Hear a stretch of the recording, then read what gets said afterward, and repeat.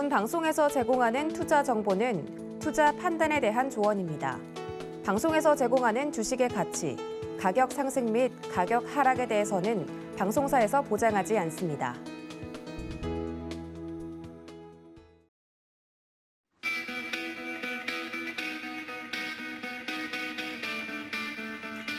안녕하세요. 고수익 작전타임 진행의 이수연입니다. 어제 새해 첫 거래일이었는데 글로벌 증시가 힘차게 출발하는 모습이었습니다.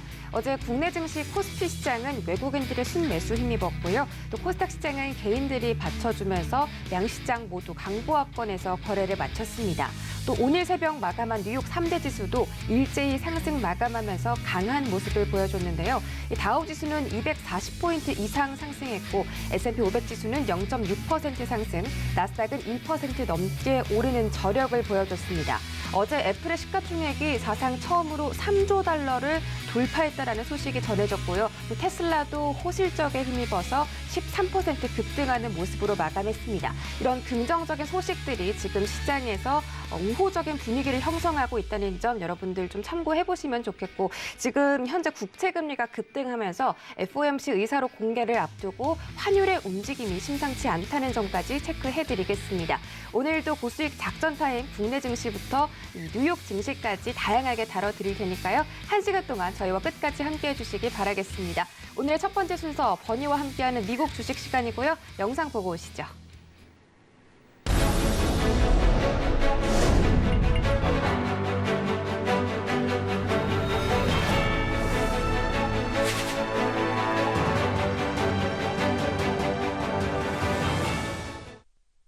네, 버나드 케인과 함께하는 미국 주식 시간입니다.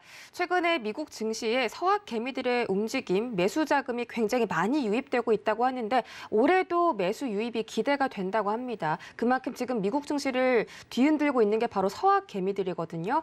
앞으로 어떤 종목을 좀 매수하면 좋을지 저희가 체크해드리기 전에 그동안 소개해드렸던 종목들 수익률 베스트 톱5 체크하고 오시죠.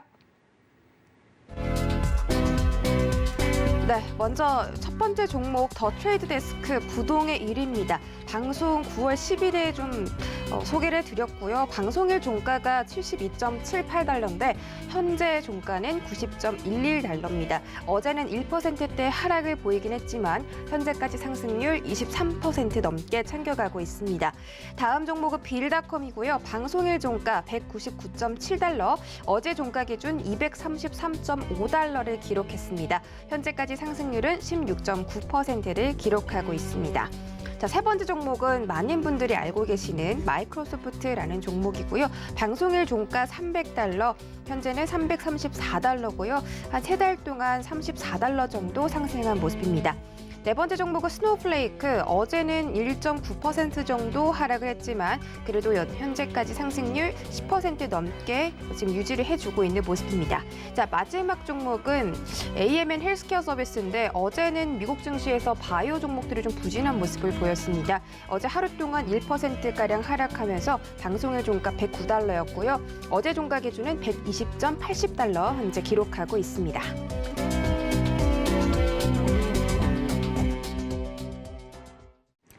네, 오늘도 버니와 함께 미국 주식 알아보도록 하겠습니다. 지난 시간에 이야기 나눠봤던 글로벌 보안 기업들 이어서 이야기 나눠볼 텐데요. 오늘의 종목은 크라우드 스트라이크입니다. 다른 두 가지 종목 중에 그 두 번째 종목인데 일단 미국의 CISA가 엔드포인트와 워크로드 보호를 위해서 이 크라우드 스트라이크를 주요 플랫폼으로 선정했다고 하는데 사실 단어가 너무 어렵기 때문에 좀 자세하게 설명을 부탁드리겠습니다.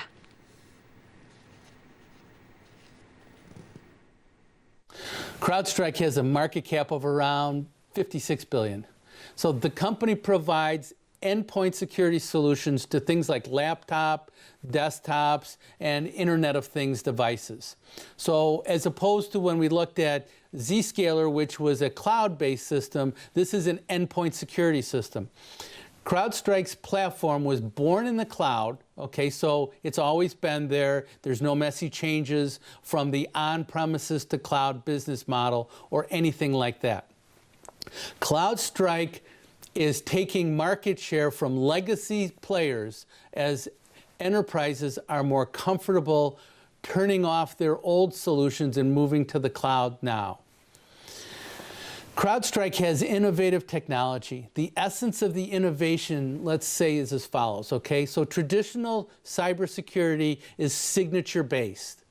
That means that the software looks for code, okay? Malware, viruses, or any other bad actors that has been previously identified.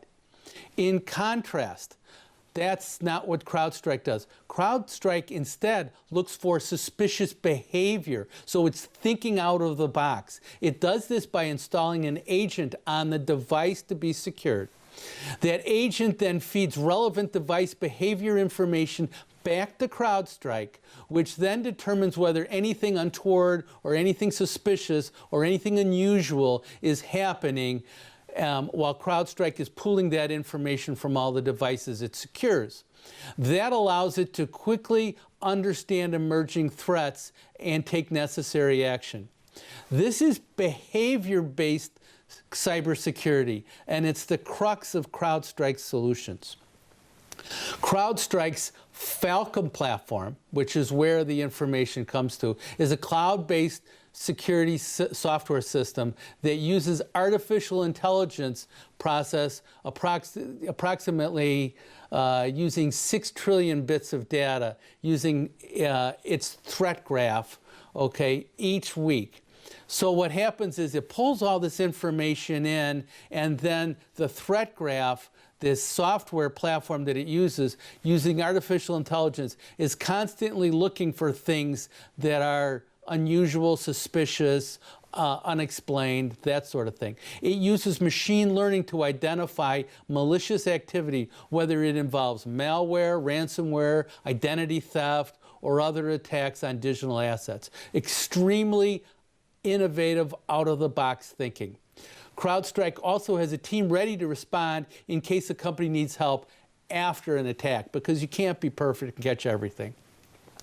A customer of CrowdStrike will have a bit of software, it's called an agent, that runs on every endpoint. So every desktop, every laptop, every Internet of Things device. That's different than Zscaler.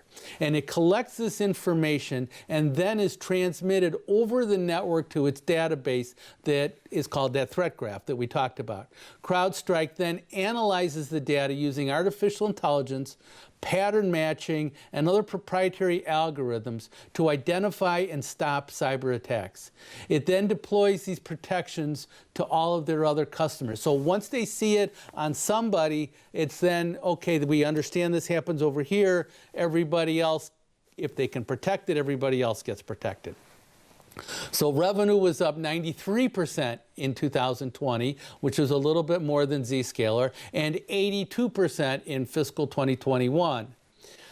So the current consensus estimates suggest that revenue is going to grow by over 50% to over $1.25 billion in fiscal 22, and earnings per share is going to grow 44% to 39%. So to 39 cents a share. So CrowdStrike's making money. Zscaler's not quite making money yet.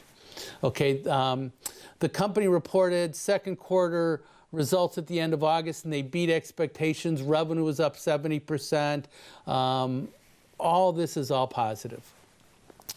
Management said that the major growth drivers continue to be the shift towards the cloud and growing demand for solutions due to cyber attacks.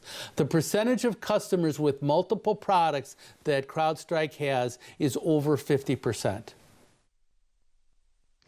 네, 점점 디지털 산업이 발전하면서 이 사이버 공격에 대한 보안 산업도 발전을 하는 것 같습니다. 정말 이 기술은 우리가 꼭 필요할 그런 산업 같고 앞으로도 미래 먹거리로도 좀 충분하게 이용이 되지 않을까 싶습니다. 지난주에 Zscaler라는 종목도 같이 알아봤었는데 이 두 기업들 성과가 어땠는지 한번 체크해 주시죠. So let's now let's pull away and just compare the stock price performance of both of these companies. So when I look at the stock price performance right now, I've got Zscaler up.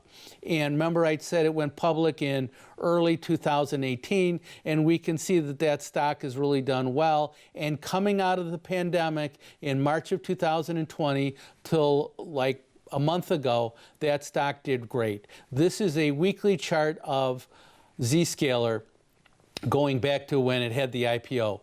I think Zscaler started incorporating in 2011, so it spent 7 years before it went public. CrowdStrike, same chart, same issue. It started to pop really strongly out of that March pandemic low.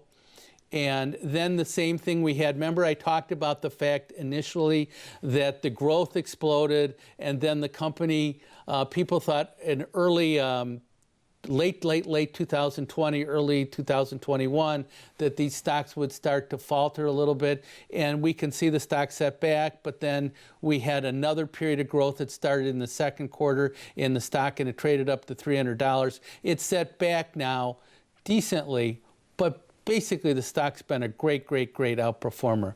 So it's up, it was up 6 times from the March low to the third quarter high this year. When I look at CrowdStrike and I look at the stock price performance and I compare that on the top chart to how CrowdStrike has outperformed, or whether it's outperformed the NASDAQ composite, or the NASDAQ 100, I'm sorry, that's on the bottom chart. We can see that during the periods of outperformance is where the great performance of CrowdStrike stock has occurred. So that is March of 2020 into basically early 2021, and then we started to go a little bit higher. Now, one thing that's really interesting, so I think the stock has great growth potential. I think the industry's got great growth potential. But look at what happened at the top of the market here. And I highlighted these with these 2 little red arrows. The stock basically triple topped up there just underneath $300.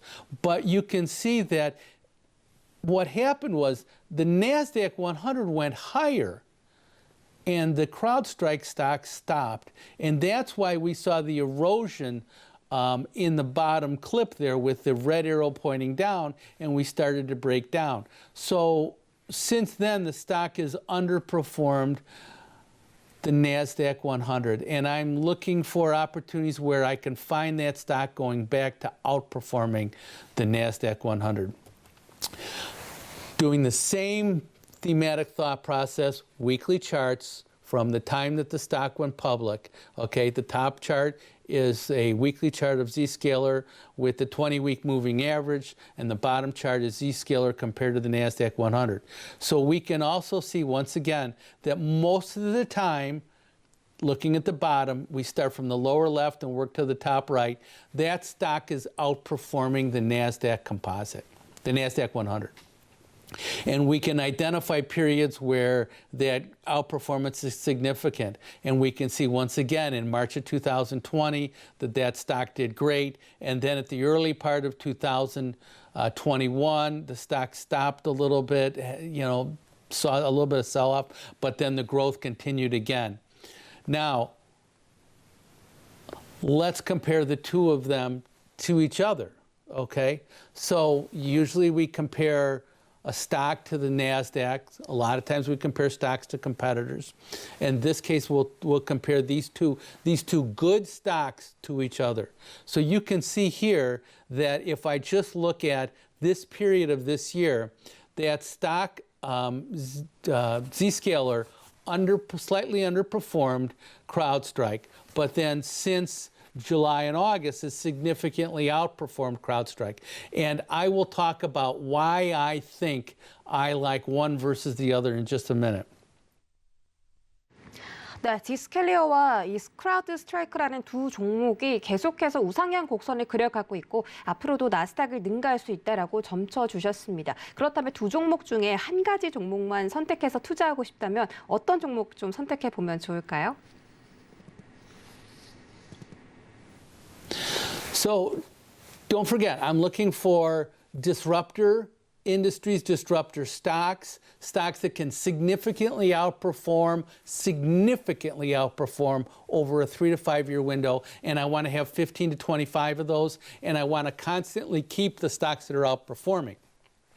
This industry is going to be an outperforming industry. This industry is going to be a great growth industry. Both stocks could have great contributions. But when I think about one stock and why one company is, to me, so much more interesting than the other, George Kurtz is the co-founder and CEO of CrowdStrike. He owns CrowdStrike stock worth over $177 million currently. But over the last 2 years, Kurtz sold CrowdStrike stock worth over $376 million. So he's monetizing his own wealth in terms of cashing out. Jay Chaudhry is the founder and CEO of Zscaler. He's an electrical engineer by training. He's a serial entrepreneur who has founded several companies during the last 22 years and has more than 2 decades worth of experience in the internet and computer security space. He's already made a lot of money. But his compensation currently in Zscaler is primarily stock options, which aligns him well with us as investors, while the other members of his management team are paid basically a higher base salary than him. Much of his compensation comes in the form of stock grants. He owns over 20% of the outstanding shares. Chaudhry has a lot of skin in this game. Now, don't forget, I have a market cap of Zscaler at $48 billion. 20% of that means he owns over $6 billion worth of stock. Kurtz has $177 million. Now, that's still a lot of money, no doubt about it. And that's great. And it's good for him that he sold $376 million. But Chaudhry's got the skin in the game that I believe one of the biggest factors in determining whether to buy a stock is a founder still involved? And does he have a lot of skin in this game? Is he an owner of the stock? Does he share like an unprecedented, overweighted way how successful this is? Remember when we talked about Arista, ANET, that stock? That founder had over $5 billion worth of stock, okay? Upstart Technology, we've talked about Upstart Technologies before. They own the insiders own 16% of that company. There are companies that we really, really, really care about. So this is what I look for in identifying great stock companies and great stock opportunities. And then what I think about is once we get these and we can identify that these are disruptor industries, disruptor companies, that sort of thing, we look for great revenue growth. Because if we can find, and I look at earnings per share, revenue growth, free cash flow. We talked about this once before. All the other things. The biggest driver of outstanding stock performance returns is revenue growth. It's not income growth. It's not free cash flow. It's revenue growth. And revenue growth in disruptor technologies means we can't pick the top of it. That's what happened to Google. When we thought about Google and we thought about Amazon way, way, way long time ago, we never imagined the revenue growth that those things had. They were disruptor companies. And we're trying to find the next Amazon, the next Google, the next Apple. Apple disrupted the planet with their iPhones, their iTunes, their iPod. It's been unbelievable. So we're trying to find companies like that. And I just think we want to think out of the box. And what we found here is companies that don't have a ton of fixed assets that they have to constantly stay invested with. So that growth all goes eventually to the bottom line. 네, 오늘의 글로벌 보안 기업인 두 가지 종목을 소개해드렸습니다. G스케일러 그리고 크라우드 스트라이크고요. G스케일러의 이 티커명은 GS 그리고 크라우드 스트라이크의 티커명은 CRWD입니다. 한번 찾아보시고 계속해서 나스닥을 능가하면서 좋은 성장 동력을 갖고 있는 종목이라고 하니까 계속해서 좀 지켜보시고요. 또 문자 샵 0082번으로 버니의 미국 주식이라고 보내주시면 버니와 함께 실시간으로 이야기 나눠보실 수가 있습니다.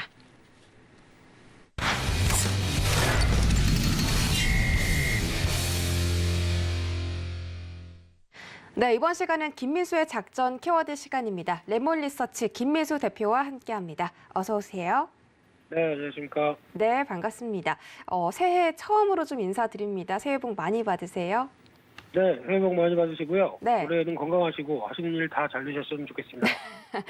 네, 이렇게 방송 전에 덕담을 해주셨는데 너무 감사드리고 이런 덕담이 또 우리 시청자분들의 계좌에도 좀 녹아들길 바라면서 오늘의 전략 한번 들어보도록 하겠습니다. 일단 이번 주에 아주 많은 이벤트들이 있는데 뭐 CES 2022부터 FOMC 의사록 그리고 미국의 고용 지표까지 정말 굵직굵직한 이슈들이 좀 있습니다. 이런 이벤트들에 좀 저희가 대응을 해보면 좋을 텐데 어떤 경제 일정들 그리고 지표들 있는지 좀 체크해 주시죠. 네, 1월 초다 보니까 또 경제 지표와 함께 챙길 게 있는데요. 일단 오늘 같은 경우는 또 제조업 지표들 외에 현대차에서 CES 미디어 데이가 시작되는데 지금 현대차 신년사부터 여러 가지 얘기는 많은데 주가는 안 움직입니다. 그래도 미래 청사진과 관련된 부분들 계속 확인해야 될 것 같고요. 1월 5일 수요일 날은 FOMC 의사록이 공개됩니다. 얼만큼 또 약간 매파적으로 갔는지 그런 좀 체크해야 될 것 같고요. 그 밖에 이제 이날부터 CES 2022가 열리기 때문에 관련된 또 IT 관련된 기술 체크해야 될 것 같고요. 1월 6일 목요일 날 같은 경우는 아무래도 미국에서 무역 수지, 뭐 공장 주문 이런 쪽과 함께 이날은 서비스업 관련된 지표들 발표될 예정이고요. 1월 7일 금요일 날은 또 가장 중요한 게 고용 동향 보고서죠. 이의 흐름들 쪽에서 일단 가장 핵심이 신규 고용이 연준이 바라보는 만큼 충분히 증가할 것인가 여기에 포인트를 맞추고 보고 있는데 점진적으로 실업률 하향이나 최근에 보여주고 있는 신규 실업수당 청구 건수는 꾸준하게 하향되기 있기 때문에 계속 눈높이는 맞춰가되 신규 고용이 얼만큼 빠르게 일어날 것이냐 여기가 확인이 돼야 되지 않을까 생각되고 있습니다. 네, 이번 주 눈여겨볼 경제 지표 일정들 체크하고 돌아왔습니다. 오늘의 키워드 확인하시죠. 네, 오늘의 키워드는 커지는 OLED 생태계입니다. OLED는 최근에 TV나 모니터 이런 화면을 활용하는 그런 가전제품이나 기기에 많이 활용이 된다라고 생각을 했는데 최근에는 이 차량용 OLED 수요가 좀 늘어나면서 OLED 관련 업종들에 대한 성장 기대감이 또 커지고 있습니다. 관련해서 어떤 포인트 챙겨보면 좋을까요? 네, 어제도 보니까 핌스란 종목이 강하게 올라갔고요. 그 밖에 아이원스, TSE 이런 종목들이 강세를 이끌면서 시장에서 부각을 받는데 일단 말씀하셨듯이 OLED에 대한 수요가 늘어날 수밖에 없는 현실이죠. 특히 애플에서 자사의 IT 기기에 이제 채택을 늘리는 기조가 확인이 되고 있고요. 이제 아이폰 14에서도 특히 이제 약간 차이는 있겠지만은 중국산과 또 삼성 디스플레이의 OLED를 채택하겠다는 입장이고 게다가 또 메타버스의 대표적인 디스플레이가 돼야 되는 것과 함께 전장용에서도 자동차 쪽에서도 많이 쓰일 것이다. 라는 부분들이 좀 더 눈에 띄고 있는 상황들이고요. 그와 함께 또 폴더블 쪽도 마찬가지죠. 폴더블도 OLED 쪽이 OLED 쪽으로 트렌드가 잡혀 있다라고 하게 되면 이런 여러 가지 흐름들 쪽이 OLED 디스플레이가 개화하기 좋게 또 수요가 늘어나는 측면 쪽에서 변화하기 좋게 만들어가는데 여기서 이제 중국이 LCD에 이어서 OLED도 우리도 하겠다라는 쪽에서 계속 투자를 강화시키고 있는 입장 쪽에서 이번에 삼성과 LG가 협업한다, 손을 잡는다라는 얘기가 있을 정도로 어떻게 보면 중국에 대한 대항을 계속 연합해서 하겠다라는 입장 쪽으로 봤었을 때 추가적으로 삼성이 약간 OLED 쪽의 대응이 늦었다라는 관점 쪽에서 투자를 계속 늘릴 수 있겠다라는 쪽이 얘기가 나오다 보니까 관련된 종목들이나 섹터들의 흐름들이 바뀐다고 봐야 될 것 같고요. 그런 측면으로 보게 되면은 여전히 투자가 좀 더 가속화돼서 경쟁적인 투자죠. 이렇게 됐을 때 수혜를 받을 수 있는 장비, 또 이제 소재 쪽도 마찬가지겠지만 장비주들의 흐름들 잘 지켜보자라고 말씀드리면서 HB 솔루션, 대표적인 디스펜서 업체죠. 그리고 또 이녹스 첨단 소재 같은 경우도 좀 잘 챙겨보는 게 좋겠다라고 보여지고 있습니다. 네, OLED 관련 종목들 짚어봤습니다. 자, 미국 증시 어제는 3대 지수가 모두 상승 마감에 성공을 했고 특히 테슬라와 애플의 저력이 좀 돋보이면서 이 기술주 중심의 나스닥이 크게 강세를 보였습니다. 새해 첫 거래일인데 글로벌 증시가 전체적으로 좀 상승하는 분위기였는데요. 오늘자 시장 어떻게 대응해 볼까요? 네, 어제는 시장이 첫날이었음에도 거래 2022년도 첫날이었음에도 불구하고 해외 시장 눈치를 봤죠.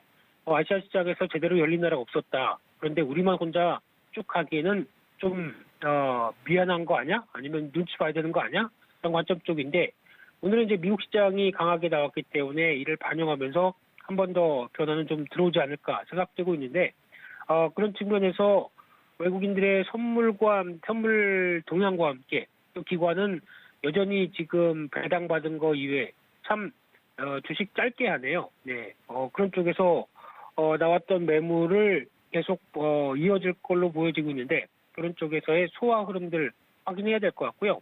근데 지금 시장은 지수에 대한 흐름들보다는 오히려 변동성은 좀 있다고 하더라도 그래도 크게 밀리지 않는다라고 하게 되면 1월 효과의 주역인 IT 쪽과 종목 쪽을 계속 챙겨본다라는 관점 쪽에서 바라봐야 될 것 같고요. 그런 쪽에서 여전히 주식 비중은 조금씩 늘려가면서 대응하는 건 괜찮은데 또 어떤 공격적으로 대응하다가 약간 또 흔들릴 수가 있기 때문에 이 부분도 체크해가면서 종목을만 잘 챙겨보자 이렇게 말씀드리겠습니다. 네, 오늘자 시장 대응 작전까지 짚어봤습니다. 지금까지 레몬리서치 김민수 대표와 함께했습니다. 고맙습니다. 감사합니다.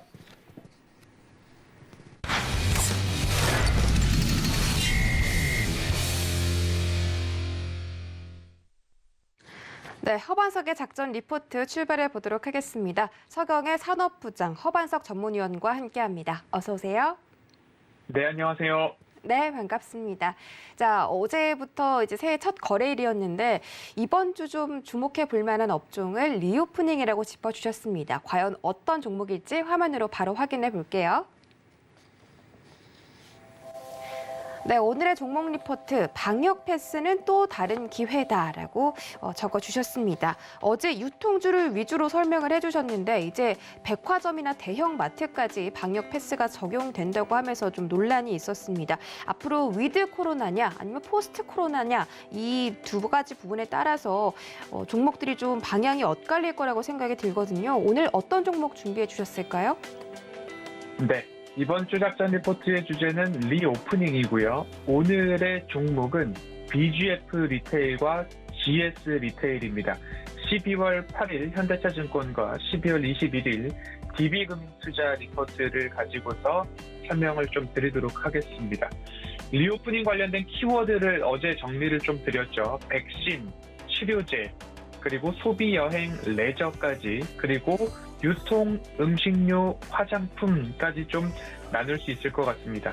일전에 제가 호텔신라를 말씀을 드리면서 백화점, 대형마트, 편의점, 면세점 순으로 관심을 가져야 되고 백신 공백기를 지나자마자 백신이 이제 우리가 접종을 시작할 때쯤 호텔신라를 좀 말씀을 드렸습니다. 그때까지만 해도 변이 바이러스가 없었기 때문에 바로 포스트 코로나를 우리가 준비할 수 있는가에 대한 기대감들이 너무 많았기 때문입니다.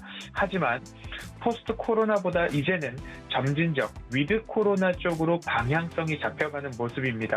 델타 변이, 오미크론 변이 등 당장 재개할 여건은 아닌 것으로 우리는 좀 받아들이고 있고 국내적 상황만 본다 하더라도 위드 코로나 그리고 일상으로의 회복을 진행하다가 너무 확산세가 가파르자 다시 단계적 일상 회복, 사회적 거리 두기로 좀 돌아간 모습입니다.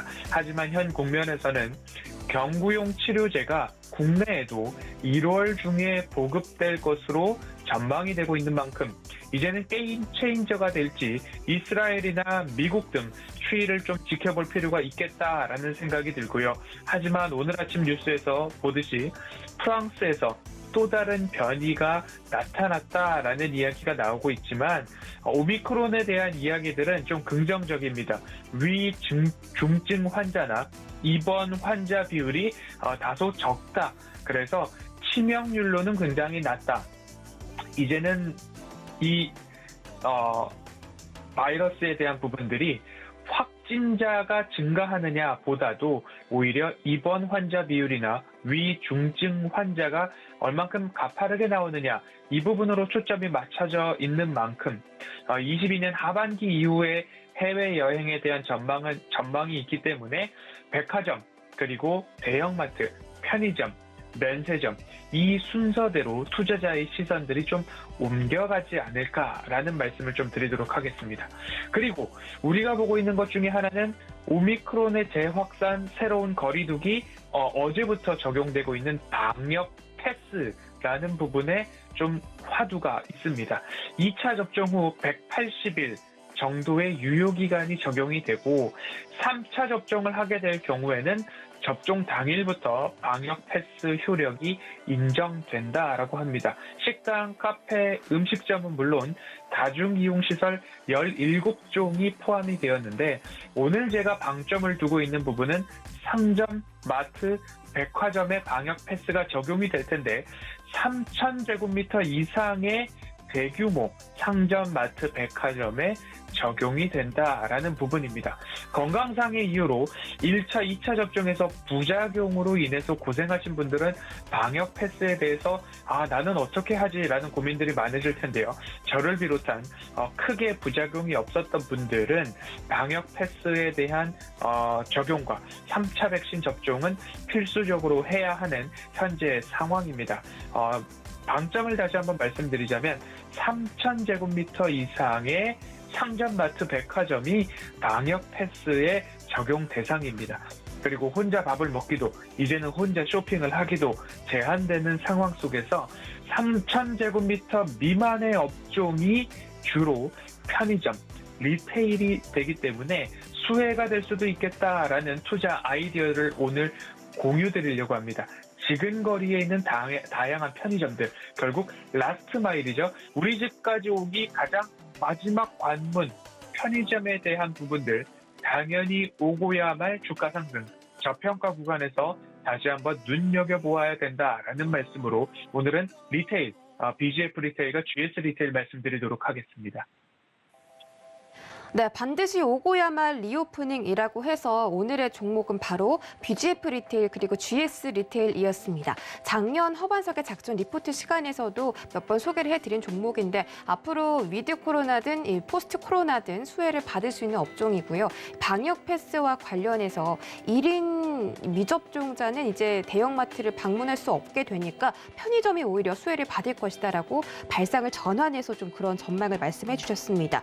자, 이제 BGF 리테일과 GS 리테일에 대한 구체적인 대응 전략도 세워주시죠. 네, 먼저 BGF 리테일 살펴보도록 하겠습니다.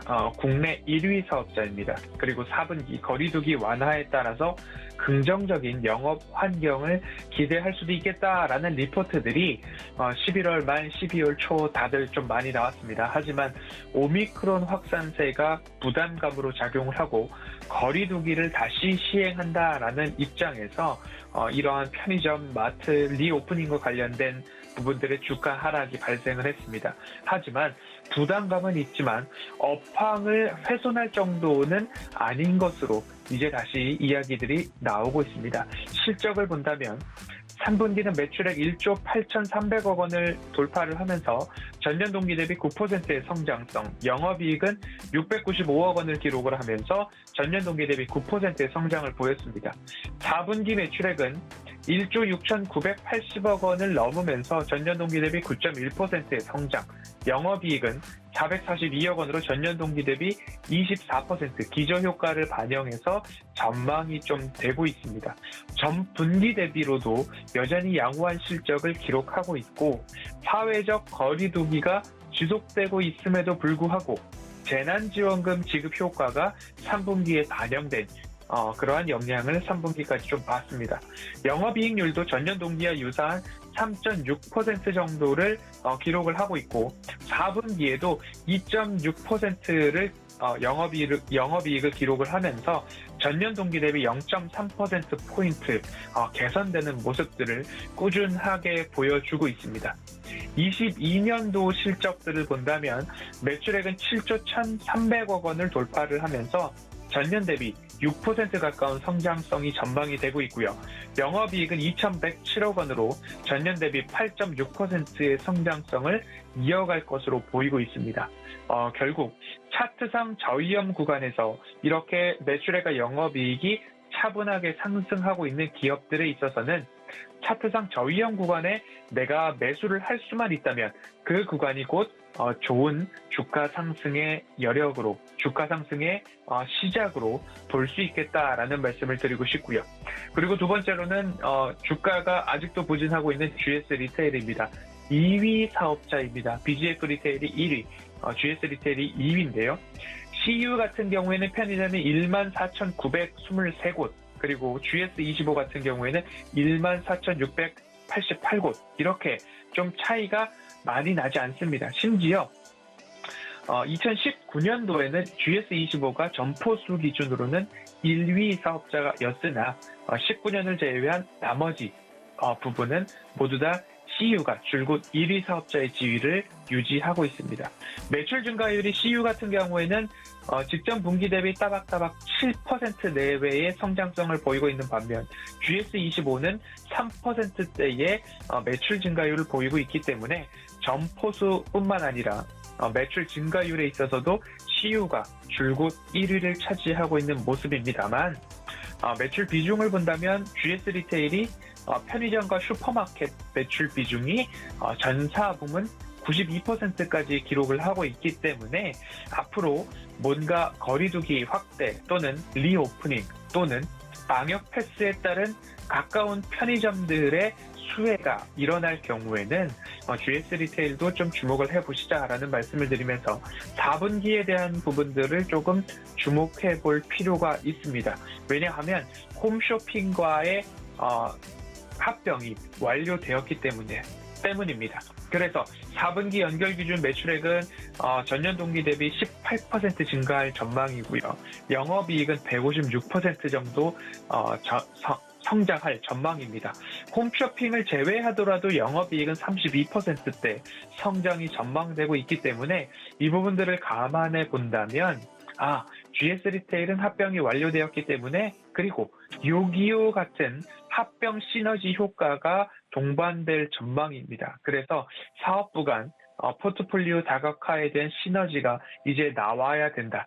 통합 물류, 라스트 마일, 배송에 대한 부분이죠. 그리고 오프라인 점포가 픽업 센터로 활용이 된다면 비용 절감은 물론 온라인 트래픽을 확보하고 고객 수 확보까지도 이어갈 것을 목표로 하고 있기 때문에 4분기 실적 그리고 라스트 마일, 배송, 홈쇼핑과 요기요 인수 효과가 4분기부터 하나하나 나오지 않을까라는 전망들이 좀 나오고 있기 때문에 오늘 BGF 리테일과 GS 리테일은 대형 마트에 방역 패스가 적용이 된다면 그러면 건강상의 이유와 여러 가지 이유로 인해서 대형마트 3,000제곱미터 이상의 마트 상점을 이용할 수 없는 분들은 나와 가장 지근거리에 있는 편의점들 쪽으로의 매출 그리고 발걸음이 더 많아지지 않을까라는 쪽으로 생각을 해보게 되었습니다.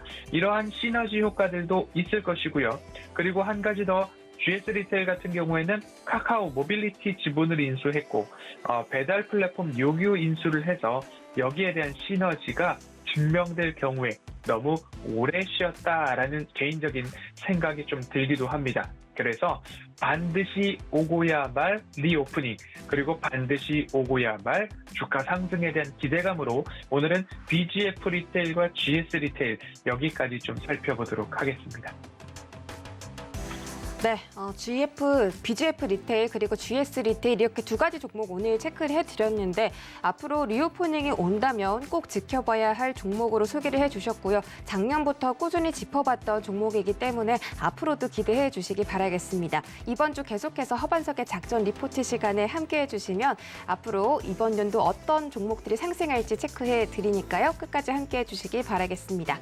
네, 저희는 바로 이주현의 고수익 작전 시간으로 넘어가 보겠습니다. 서경의 테마부장 이주현 전문위원과 함께합니다. 어서 오세요. 네, 안녕하세요. 네, 반갑습니다. 저희가 이제 매주 월요일, 화요일에 돈워리 스탁에서 제공되는 돈워 리포트 종목들 리뷰해 보도록 할 텐데 어떤 종목 소개해 주셨는지 체크해 볼까요? 네, 지금 월화 방송을 하고 있어서 일주일에 이제 두 종목씩 이렇게 이제 진행을 하고 있고, 지금 한 종목 정도만 이제 목표가를 도달을 했습니다. 이제 국전약품이라고 매수를 이제 포트폴리오에 이제 편입시킨 날 시가부터 공략을 했는데 당일날 바로 목표가인 14,500원 포트에서 이제 포트에 제외됐고요. 나머지 종목들 여전히 포트에 남아 있습니다. 제주 반도체 같은 경우 포트 편입하고 바로 갭 상승하면서 한 10% 이상 수익이 나왔었는데 일부 차익 실현하시고 가져가실 분들 가져가시라고 이야기를 드렸고 여전히 목표가는 신고가를 바라보고 있습니다. 그래서 전기전자 섹터 괜찮은 수급 계속 이어지고 있는 상황이 있고 관련 섹터들 흐름 괜찮을 거다 예상이 되기 때문에 관련 섹터 내에서의 시총이 좀 작고 주가 굉장히 좀 탄력적이죠. 그래서 제주 반도체 거기다 이제 동행복권 사업까지 해서 굉장히 안정적인 매출과 영업이익을 내고 있다라고 보시면 될 것 같습니다.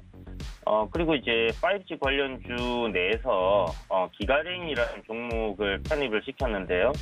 이 종목 같은 경우는 이제 방송에서 화요일날 소개를 해드리고 나서 한번 차례 눌림이 나올 것 같다. 그러니까 이제 화요일날 제가 방송하면 수목금 방송이 없기 때문에 그 사이에 이런 상승과 하락의 파동이 나올 때 우리 저점에서 한번 매수를 해봅시다라고 이야기를 드렸었는데 매수가 터치 이후에 한 3일 정도 조정 나왔다가 지금 굉장히 강하게 상승 올라와 있는 상황입니다. 보시는 것처럼 이제 저항자리 돌파 직전에 놓여 있고요. 전기전자 섹터 괜찮고 5G 관련 섹터들 상승 흐름 나온다면 기가레인 역시나 강하게 올라갈 수 있고 실적이 굉장히 안 좋았다가 이번에 이제 살아나기 때문에 턴어라운드 기업, 즉 죽다가 이제 살아나는 그런 기업이다라고 보시면 될 것 같고 제 방송에서 항상 말씀드렸지만 죽다 살아나는 기업들 굉장히 시세에 크게 나오는 경향들이 많다라고 이야기를 드렸습니다. 그래서 그런 관점으로 한번 보시면 좋을 것 같고요. 하나투자증권 같은 경우는 굉장히 오래전부터 계속 이야기를 드렸던 종목이고 두나무 관련 테마로 저점에서부터 계속 이야기를 드렸었죠. 최근에 이제 주가 흐름을 보게 되면 8월달 저점 찍고 나서 10월달에 이중바닥 형성해주고 1파동 만든 이후에 두 번째 파동을 이번에 또 만들어냈습니다. 그리고 제가 이제 돈워리 포트에 편입시켰던 날이 12월 24일인데요. 그날 시가 이하로 분할 매수 이야기 드렸는데 그때 딱 매수하신 분들은 장중 16% 이상의 상승을 이제 보셨을 거고 바로 이제 편입한 날 아침부터 해서 시세 나와주고 조정이 나왔는데 이 종목 역시나 7,000원대 위에서 노란 톡방에 들어와 계신 분들께는 비중을 편하게 마음 놓고 가져갈 수 있는 정도만 남기고 나머지 정리하시고 지켜봅시다라고 이야기를 드렸습니다. 그리고 돈워리 스탁 유튜브 채널에서 제가 보시는 것처럼 저항자리 돌파한 구간이기 때문에 이 구간에서는 반등의 흐름이 나와줄 수 있습니다라고 이야기를 드렸어요. 그리고 나서 보시는 것처럼 지금 다시 한번 상승이 이렇게 나와줬습니다. 그래서 사서 팔고 수익 챙기고 또 내려와서 또 사고 또 올라오고 이제 이런 식으로 계속 수익을 내시는 분들은 또 계속 내시고 계시다라는 거 참고해 주시면 좋을 것 같고 주가 흐름 굉장히 좋습니다. 두나무라든지 토스 그리고 투자해놓은 회사들의 지분 가치가 대략 2조가 넘어가기 때문에 지금 현재 시가총액 1조 4천억은 굉장히 저평가되어 있다라고 생각이 들고요. 한 차례 신고가 돌파하는 그런 그림들이 한번 나오지는 않겠나 싶은 생각이 드니까 우상향 흐름 계속 이어간다라면 한번 지켜볼 필요가 있지 않나 싶습니다. 그리고 CTK 썩는 플라스틱 이야기 드렸고 포트 편입한 당일날 갭이 좀 많이 떴었어요. 그리고 나서 이렇게 쭉 밀려 내려오는 일단 시가 이하로 분할 매수 관점으로 접근하신 분들 다음날 수익권이었고 이후에 내려왔을 때도 썩는 플라스틱은 손절가 이탈 안 하면 단기 스윙 관점으로 여러분들 지켜보시라고 말씀드렸는데 저점 구간 딱 지켜주고 지금 반등이 나와 있죠. 그래서 대부분의 종목들이 전부 수익입니다. 그리고 심텍 같은 경우도 제가 이제 포트 편입한 날이 요날 방송에서 이제 이야기 드렸고 다음날 시가 이하로 공략이었는데 보시는 것처럼 이제 갭 상승해서 도지에 음봉이 떴죠. 이날 저점 구간 공략하신 분들 여전히 다음날 바로 10% 정도의 수익권으로 이렇게 들어간 걸 보실 수 있고요. 눌림 이후에 다시 우상향 흐름 계속 이어가면서 신고가 흐름 계속 만들어가고 있습니다. 뭐 심텍 홀딩스 같은 경우 이제 굉장히 큰 폭으로 어저께 또 올라주고 했는데 심텍과 함께 이제 움직인다라고 봐야겠죠. 그리고 이제 메타버스 관련주인 핑거입니다. 핑거 같은 경우도 이날 12월 27일 날 포트 편입하고 다음날 시가 이하로 눌림 나올 때 매수였는데 매수 이후 지금 3거래일 연속 양봉 나오면서 지금 신고가 계속 종가 기준으로 써가고 있는 상황이죠. 그래서 보시는 것처럼 물론 뭐 1월에 상장하고 나서 고점들이 있긴 한데요. 의미 있는 구간을 지금 돌파를 하는 그런 위치에 놓여 있습니다. 그래서 최근 메타버스 관련주들도 후발주도 굉장히 강한 흐름들을 보여주고 있기 때문에 핑거 역시 후발주로 생각하고 편입을 했고요. 저항 구간 돌파해낸다라면 굉장히 강한 흐름이 만들어질 거다 이렇게 생각이 되는 모습입니다. 그리고 액토즈 소프트가 이제 편입이 됐는데 이날 이제 제가 대본 넘기고 방송 갔더니 6% 정도 갭 상승이 나왔더라고요. 어찌됐든 간에 시가 이하로 우리가 공략한 날이 이날이었습니다. 12월 29일이었는데 이날 뭐 시가 이하로 분할 매수를 하셨다면 당일날 바로 또 10% 이상 상승이 나왔기 때문에 수익을 또 크게 챙기실 수 있지 않았겠나라는 생각이 들고 뭐 그 다음 날도 수익권 갔었고요. 그리고 어제 같은 경우도 이제 수익권에 갔었습니다. 그래서 지금 보면 게임주들 계속 강세 흐름 보여주고 있는 상황에서 액토즈 소프트 상한가 이후에 뭐 눌림 정도로 생각을 하고 지속적으로 방향은 상방으로 이렇게 간다라고 보고 공략하면 될 것 같고요. 기업 실적 대비해서 저평가되어 있는 부분이니까 그런 부분들 참고하시면 될 것 같습니다.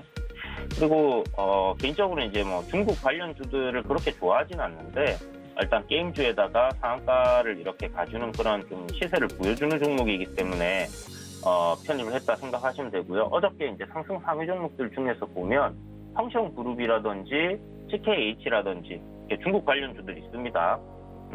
이런 기업들과 함께 중국 관련들이 약간 좀 테마를 형성해서 움직일 수도 있다라고 생각이 드는데요.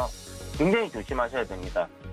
이제 상장 폐지 시즌이 다가오고 있고 중국 관련주들 갑자기 손바닥 뒤집듯이 회계장부 잘못됐다라고 얘기할 수 있기 때문에 지금까지 제가 2015년도에 중국 관련주들 한번 붐이 일었을 때 이후에 단 한 번도 중국 관련주들이 잘 된 거를 본 적이 없습니다. 그 이유는 실질적인 실체를 확인하기가 어렵다라는 부분과 그 다음에 회계장부 부정 굉장히 엄청나게 저평가되어 있던 기업들이 많은데 이후에 보시게 되면 회사 급속도로 안 좋아지는 상황들이 나옵니다. 그래서 실체에 의문이 분명히 있는 부분이기 때문에 중국 관련주들은 무조건 피하고 보자라고 생각을 하시면 될 것 같아요. 그래서 그런 실적이 일단은 안 나오고 주가가 우하향하고 있던 종목들 같은 경우는 일단은 보실 필요가 전혀 없다. 액토즈 소프트 같은 경우는 일단 게임 관련해서는 중국 기업들이 일단 텐센스라든지 알아주는 기업들 굉장히 많고 거기다가 지금 우상향 흐름에 거래 대금 잘 들어오고 영업이익이 나고 있다는 부분 때문에 단기적으로 우리가 좀 공략을 해볼 수 있는 그런 종목이다라는 생각에 접근을 했으니까 그런 부분 참고하시면 될 것 같고요. 역시나 손절가 이탈 없으면 가져가면 됩니다. 액토즈 소프트는 손절가를 제가 13,500원으로 잡아놨는데 이 종목 같은 경우는 손절가 좀 수정해서 최근에 이제 저점 잡았던 12월 28일 저점 구간을 손절가로 이렇게 좀 수정을 할 생각이에요. 그래서 15,250원 손절가 수정됐다라는 부분들을 알려드리고요. 노란톡방에서도 제가 도공지를 드릴 테니까 그렇게 참고하시면 될 것 같습니다. 자, 그리고 어저께 이제 편입한 종목이 이제 포세스인데 역시나 이제 대본을 넘기고 방송국에 도착을 했더니 시간에 한 6% 정도 상승이 나와버렸어요. 그러니까 이제 제가 종목을 찾을 때 다음 날이나 다다음 날, 그러니까 바로 가급적이면 최대한 빠른 시간 내에 시세가 날 수 있는 종목들을 찾다 보니까 종가로서 공략을 했을 때 다음날 시세 나올 종목들 시간 내에서 올라버리는 경우들이 지금 계속 나오고 있는 것 같습니다. 어찌됐든 뭐 종목 자체가 끼가 있고 저항 구간에 위치해 있는 그런 상황이고 재료가 살아있기 때문에 충분히 상승 여력이 있는 그런 상황에서 시간 내에 올라버릴 수밖에 없는 뭐 그런 상황들은 계속 나올 거예요. 그렇지만 일단 어디서 우리가 공략을 하느냐 이게 이제 중요하다라는 생각이 들고요. 17,000원 시간 외에서 마감을 했는데 일단 내려오는 거 기다리겠습니다. 올라가 버리면 그냥 뭐 포세스는 보내주는 걸로 하고요. 메타버스 후발주로서 편입을 시켰는데 일단 갭이 한 6% 정도 떤 이후에 그냥 바로 다이렉트로 시세를 분출을 한다라면 그냥 뭐 보내줘야 됩니다. 그리고 나서 고가권에서 뭐 간파하실 분들 하면 되는데 일단 저희는 기다릴 겁니다. 음봉으로 떨어지기를 기다려보고 음봉으로 쭉 밀려 내려온다라면 어저께 종가였던 15,950원 이하로 공략을 한번 해볼 생각이고요. 16,000원에서 15,950원 일단 한 호가, 두 호가 정도 위로는 줄 수 있을 것 같아요. 그래서 일단은 그 정도까지 내려오게 되면 제가 노란톡방에서 여러분들께 매수 시점으로 생각을 하시라고 말씀드릴 거고 다시 손절가는 뭐 어저께 세팅해 놓은 거라 동일합니다. 14,500원 정도로 보면 될 것 같으니까 그렇게 진행을 해보도록 하겠습니다. 네, 도너리 스탁, 도너리포트 종목들 리뷰해드렸고 어제 상승했던 중국 상장 관련주 그리고 이 삼성전자 메타버스 수혜주인 코데스까지 짚어드렸습니다. 오늘 말씀 고맙습니다. 네, 감사합니다. 네, 고수익 작전 타임에서 미국 증시부터 국내 증시까지 다양하게 다뤄드렸으니까요. 잠시 뒤 개장해서 활용해 보시기 바라겠습니다. 참고로 본 방송에서 제공해 드렸던 정보는 투자 판단에 대한 조언일 뿐 해당 주식의 가치나 수익률을 보장하진 않습니다. 또 서울경제TV와 서울경제신문은 당사의 브랜드입니다. 서울경제증권TV와는 무관하며 타사 유사 명칭에 유의하시기 바라겠습니다. 저희는 잠시 뒤 순간포착 매매 시그널로 돌아오겠습니다. 고맙습니다.